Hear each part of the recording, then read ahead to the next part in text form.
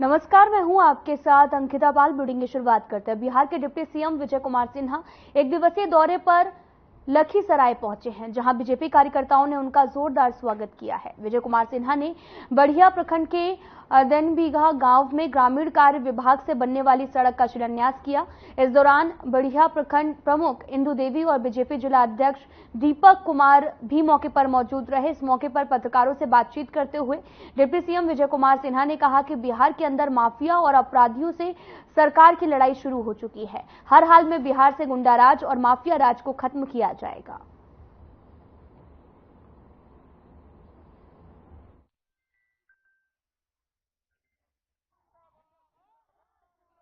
देखिए, माफिया से और अपराधी से लड़ाई शुरू हो गई है सरकार की, और सरकार हर हाल में राजद के संरक्षित या किसी भी दल या पार्टी के संरक्षित कोई भी पहुंच वाला रहेगा उसको बख्शेगा नहीं।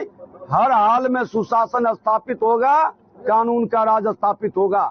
मुख्यमंत्री जी का संकल्प है कि बिहार के अंदर अपराध और भ्रष्टाचार, ये मुख्यमंत्री और प्रधानमंत्री दोनों मिल करके अपराध और भ्रष्टाचार के राज को समाप्त करना।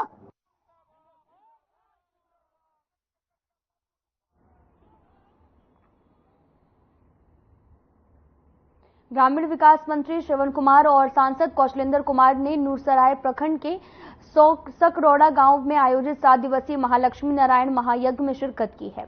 इस अवसर पर समाज सेवी अरविंद कुमार सिन्हा और दिग्विजय सिंह भी मौजूद रहे।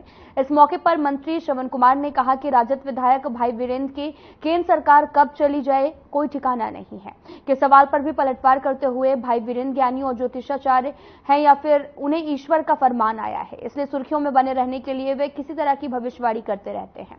एनडीए अटूट है और यहां पर 5 सालों तक चलेगी और इन सब बयानों से विपक्ष को कुछ भी जो हासिल है वो नहीं होने वाला है।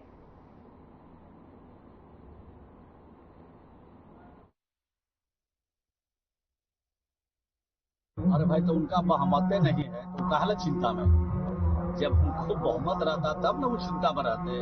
सब चीज का हल निकल जाएगा और समय रहते हल निकल जाएगा। उनको चिंता करने की जरूरत नहीं है, वो अपना लाट टपकाते रहे, बस इतना ही उनका। नीट परीक्षा को लेकर भी अब लगातार सीबीआई जांच और इसकी मांग की जा रही है। ये सब बात उठती रहती है, उसका समाधान है। मंत्री ने क्या कहा है? जांच कराएंगे, जांच में जो दोषी पाए जाएंगे उनके पर सख्त कार्रवाई होगी।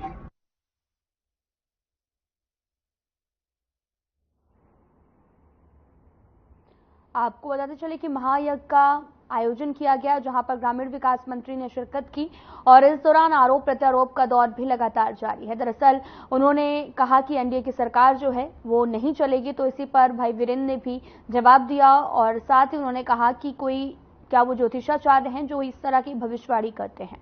इस पर ग्रामीण विकास मंत्री ने भी शिरकत की है और आप तस्वीरें भी देख सकते हैं कि फीता काटकर शुभारंभ किया है।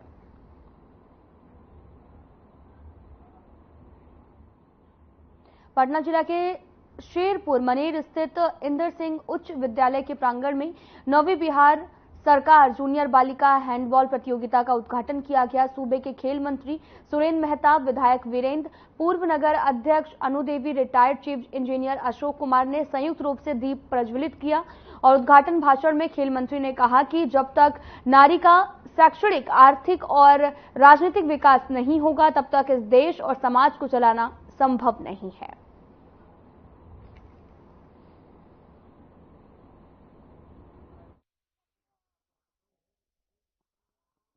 कि जो संस्थापक थे हमारे गार्जियन तुल्य स्वर्गीय कृष्णवाणी शर्मा जी, जब भी यहां छोटा कार्यक्रम हो, बड़ा कार्यक्रम हो, हम उसमें शामिल होते रहे हैं और ब्रजकिशोर बाबू इस विद्यालय में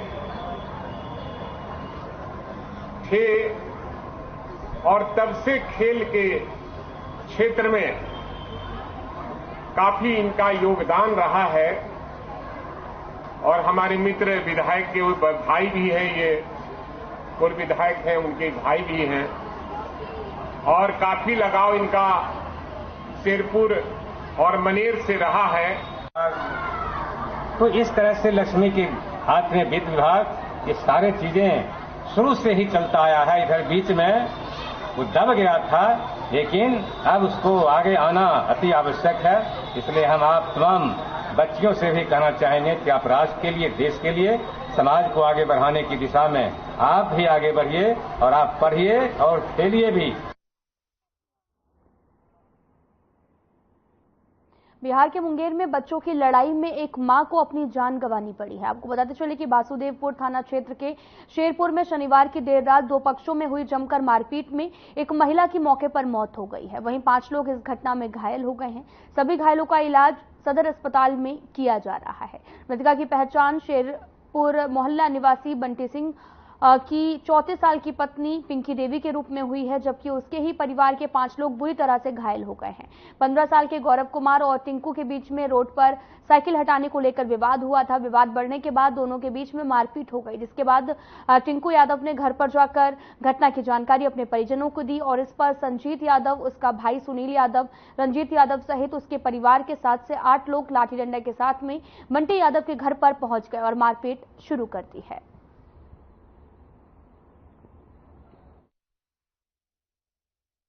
हुआ सर के बच्चा ज्यादा लोग हैं, हम घर एक ही घर, वो 5 भाई है। सब भाई मिल करके सर घर पर चढ़ के बच्चा पानी लाने ले जाता है, रोज मारता है। क्या मारता है? वही यादव लोग, लुखो यादव के बेटा, डेरा यादव के बेटा, संतोष यादव के बेटा। क्या मारता है? वही कि तुम ऐसे मन बढ़िया है सर, इसीलिए मारता है। तो बच्चा में झगड़ा है? हाँ, बहुत वो आता है, होता है। किसके बच्चा से झगड़ा? मेरा भतीजा से। और क्या नाम आपके भाई का? बंटी सिंह। अच्छा, फिर वो है विजय यादव है, संजीत यादव के बेटा से। अच्छा। भागलपुर के नाथनगर थाना क्षेत्र अंतर्गत मुरारपुर जगबाबा स्थान के पास में जंगल में एक युवक का शव पुलिस ने बरामद किया है। घटना की जानकारी मिलते ही सिटी एसपी मिस्टर राज अपने दलबल के साथ में घटनास्थल पर पहुंचे। जानकारी देते हुए उन्होंने बताया कि अज्ञात लोगों ने एक युवक की हत्या कर शव को जंगल में फेंक दिया है। हत्या का कारण अभी तक पता नहीं चल पाया है। वहीं शव की पहचान पासी टोला के रहने वाले नीरज पासवान के रूप में हुई है। पुलिस पूरे मामले की जांच में भी जुटी हुई है।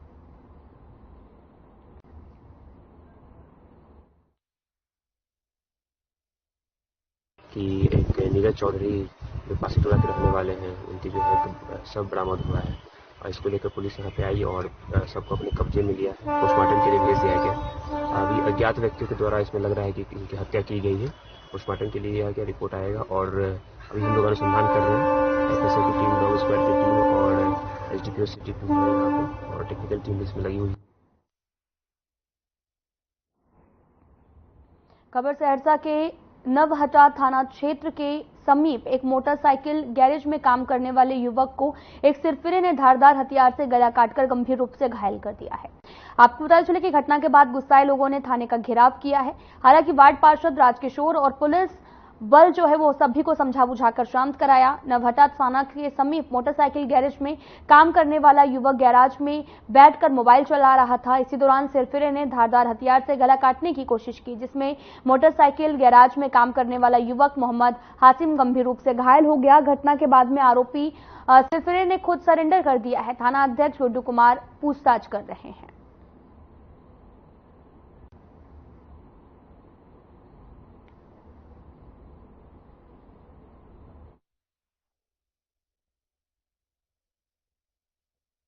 नवट्टा चौक पे जो है वो बच्चा गैरेज पे काम करता है। इस्लामपुर वार्ड नंबर 17 का है वो बच्चा, 12-13 साल का है। वो यहाँ गैरेज पे, थाना के सामने गैरेज है और थाना के सामने ही उनको जो है वो तरछेवा से उसका जो है गला काटा गया और सामने थाना है। और उसके बाद उसको मारने के बाद वो व्यक्ति जिसने मारा है वो जो है डायरेक्ट थाना घुस गया है। भतीजा था, थाना गेट पर गैरेज पर काम सीख रहा था। उधर से एक आदमी आया, तरछेवा से गर्दन काट करके थाना घुस गया और बड़ा बाबू को बोल रहे हैं। तो बड़ा बाबू को एक बोल रहा है क्या जो पागल है, पागल रहा था तो गर्दन काट करके थाना में घुसता और बड़ा बाबू को एक्शन लेने के लिए तैयार नहीं, बोलता है पागल है। जब हम लोग गए बोलने के लिए तो हमारे वार्ड पार्षद राजकिशोर चौधरी से बदतमीजी से बात कर रहा है। क्या चाहते हैं आप लोग? हम लोग चाहते हैं कि उसका जांच हो होकर के उसको जो है उसके साथ जो गलत काम हुआ है उसका जांच होकर के उसको न्याय मिले।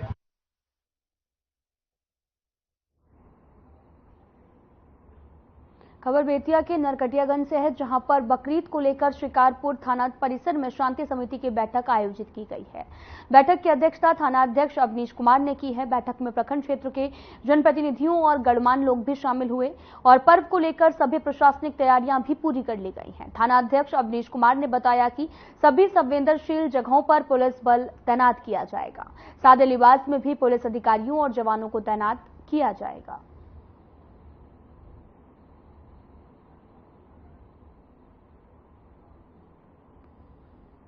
थाना परिसर में बकरीद पर्व और गंगा आरती को देखते हुए शांति समिति की बैठक आयोजित की गई।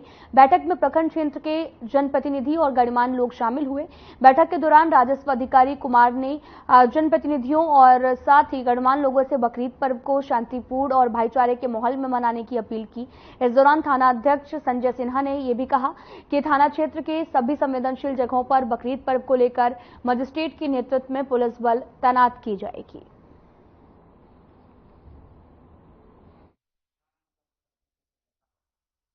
ये शांति समिति की बैठक थी जो आने वाले पर्व है बकरीद और गंगा दशहरा स्नान का बैठक। इस बैठक में सब कुछ जो है सुरक्षा को लेकर जो भी महत्वपूर्ण स्थान है वहाँ पे पुलिस पदाधिकारी और प्रशासन के लोग रहेंगे और दंडाधिकारी लोग को भी न्यायित किया गया है, वो लोग वहाँ पे रहेंगे।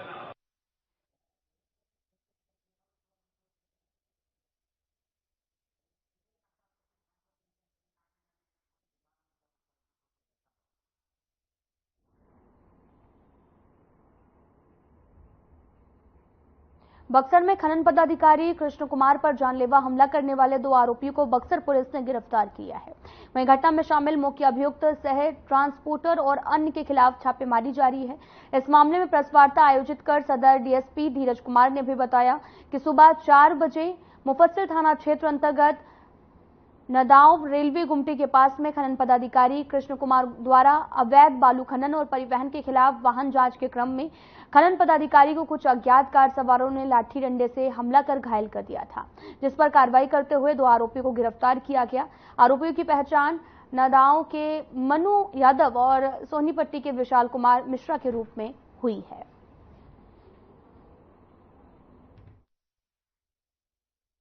बक्सर में जो खनन पदाधिकारी हैं उनके ऊपर अज्ञात लोगों द्वारा हमला कर दिया गया था।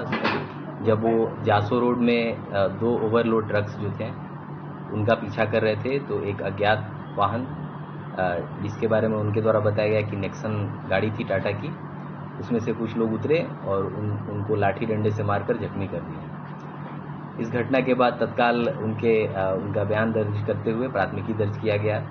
प्राथमिकी दर्ज कर अनुसंधान प्रारंभ किया गया, जिसमें सीसीटीवी फुटेज, ह्यूमन इंटेलिजेंस और जो टावर डंप है, टेक्निकल एविडेंस जो आया है उसके आधार पे अभी 2 लोगों को गिरफ्तार किया गया है। भोजपुर जिले में गंगा नदी के शिवपुर घाट पर गंगा दशहरा पर्व पर नहाने के दौरान गंगा नदी में 4 लड़के डूब गए हैं, जिसके बाद अफरा तफरी मच गई। प्रशासन डूबे हुए लापता लड़कों की तलाश करने में लगा हुआ है, लेकिन डूबने के 2 घंटे बाद ही लड़कों का कोई भी अता पता नहीं चल सका है। जो आज गंगा दशहरा के शुभ अवसर पे लोग नहाने जाते हैं कि माँ गंगा का दर्शन करते हैं, उसमें ये लोग नहाने के क्रम में इनकी डूब कर मौत हुई है, जिसकी बहुत ही दुखद है। हम इनकी बहुत ही दुख प्रकट करते हुए और जो भी सरकारी जो लाभ है इनके परिवार परिजनों को ये दिलवाने का हम कोशिश करेंगे।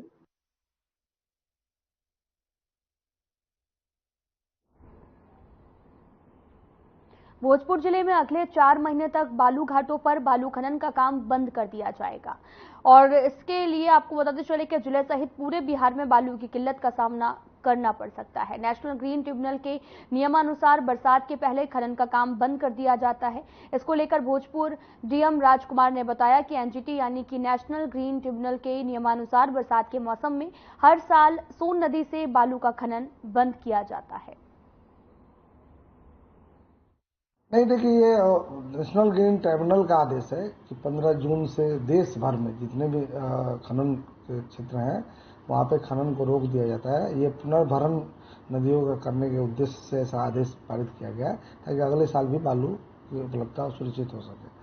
सभी घाटों को लिखित रूप में और मौखिक रूप में सूचित कर दिया गया है कि बालू का खनन न होगा। साथ ही साथ उनके द्वारा जो स्टॉक है वहाँ से बालू की बिक्री वो कर सकते हैं।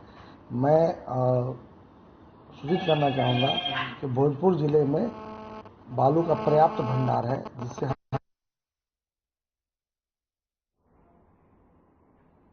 बाढ़ के उमानाथ घाट पर गंगा दशहरा के दिन गंगा नदी में एक नाव डूब गई है, जिसमें करीब आधा दर्जन से भी अधिक लोगों के डूबने की सूचना मिली। वहीं सूचना मिलते ही प्रशासन एक्टिव हो गया और गोताखोर और एसडीआरएफ की टीम को रेस्क्यू के लिए लगाया गया है। इस दौरान गंगा घाट पर लोगों को काफी भीड़ भी जुट गई है।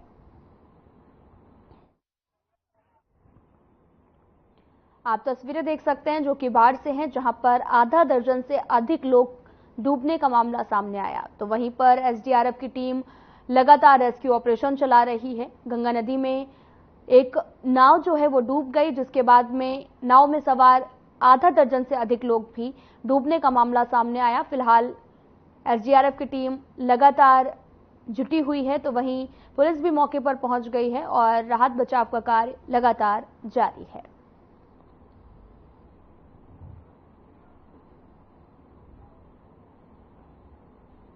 भागलपुर में एक पति अपनी दिव्यांग पत्नी को गोद में लेकर जिलाधिकारी कार्यालय पहुंच गया है। आपको बताते चले कि उसने बैटरी वाली साइकिल मांगने के लिए भी जिलाधिकारी के सामने अपनी मांग रखी और दरअसल अग्निकांड में घर में रखा सारा सामान जलकर राख हो गया। साथ ही सरकार की तरफ से दी गई ट्राईसाइकिल भी इस हादसे का शिकार हो गई। इसी को लेकर दंपत्ति बीते 2 महीने से जिलाधिकारी के कार्यालय के चक्कर लगा रहा है।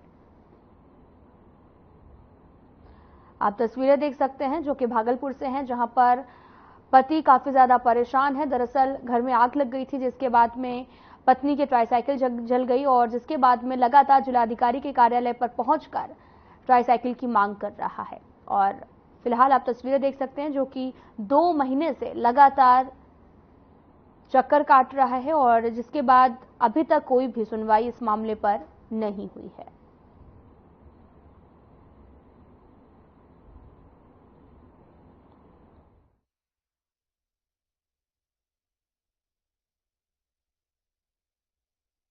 हम सबसे मिल रहे हैं गाड़ी के लिए, बैटरी वाला गाड़ी के लिए कोई बिजनेस करेंगे। जल गया, गाड़ी दिया था जल गया। तो कैसे जला?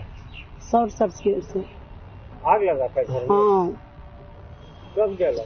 और दौड़ रहे हैं, यहाँ पर कोई सुनवाई अभी हो रहा है। तो हैंडीकैप है आप? हाँ हैंडीकैप है, 80% है। तो यहाँ पर भी जो कार्यालय आए तो आपको कोई व्हील चेयर ये सब नहीं मिला? नहीं, अभी घूर के गए हैं। तो कौन गोदी में लेके आपको आ गए? हस्बैंड। तो शॉर्ट सर्किट से चेयर वेयर गाड़ी दिया था बैटरी वाला, वो जल गया। हाँ। और मुआवजा नहीं मिला है। हाँ। वही सब लाने के लिए डीएम के पास आए हैं। कितना दिन से था? 2 महीना प्लस हो गया।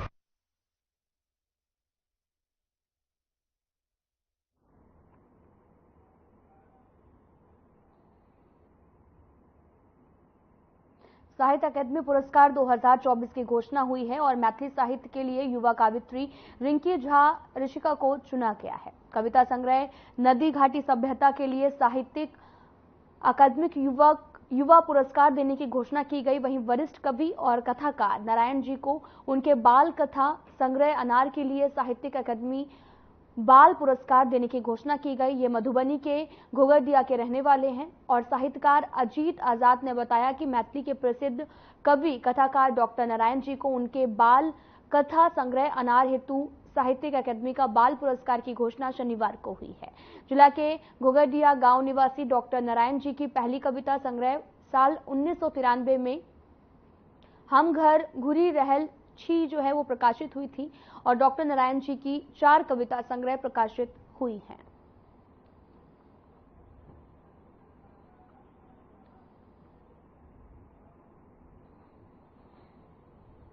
कैमूर जिले के दुर्गावती में NH2 स्थित एक निजी होटल में Indian federation of working journalist के बैनर तले पत्रकार संगठन की बैठक का आयोजन किया गया है। आपको बताते चलें कि वहीं इस बैठक में IFWJ संगठन के अध्यक्ष वरिष्ठ पत्रकार इंद्रदेव सिंह की अध्यक्षता में संगठन के सभी पत्रकारों के साथ कई महत्वपूर्ण बिंदुओं पर चर्चा की गई है। बैठक का संचालन कर रहे राशिद रोशन और सोनू सिंह के द्वारा IFWJ संगठन को मजबूती के साथ आगे कैसे ले जाया जाए, इस पर भी बल दिया गया। वहीं संगठन के सभी पत्रकारों ने एकजुटता का परिचय दिखाते हुए मजबूती के साथ में आगे ले जाने का संकल्प लिया। जानकारी देते हुए संगठन के अध्यक्ष इंद्रदेव सिंह ने बताया कि IFWJ संगठन की बैठक हुई है, जिसमें जिले के कई क्षेत्रों के पत्रकार भी उपस्थित हुए हैं।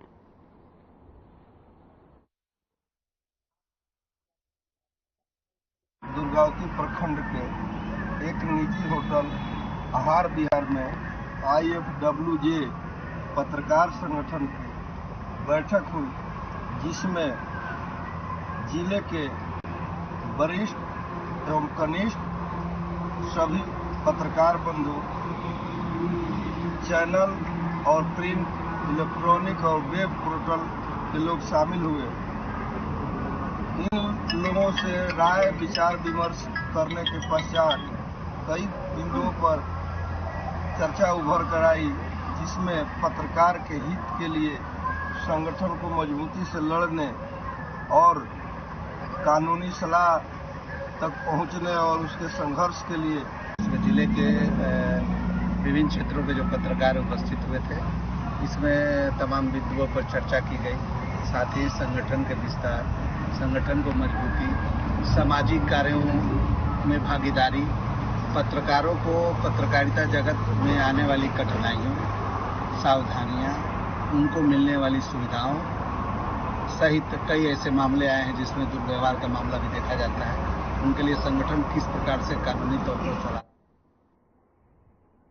लखीसराय में भी गंगा दशहरा के मौके पर हजारों श्रद्धालुओं ने बड़िया स्थित कॉलेज, गंगा घाट स्थित खुटहा, जैतपुर समेत कई जगहों पर आस्था की डुबकी लगाई है। हिंदू कैलेंडर के मुताबिक हर साल जेठ माह की शुक्ल पक्ष की दशमी को गंगा दशहरा मनाया जाता है और हिंदू धर्म में गंगा दशहरा का काफी महत्व है। कहते हैं कि इस दिन भागीरथ की तपस्या के बाद में गंगा माता धरती पर अवतरित हुई थी और यही कारण है कि इसे गंगा दशहरा के नाम से पूजा जाने लगा।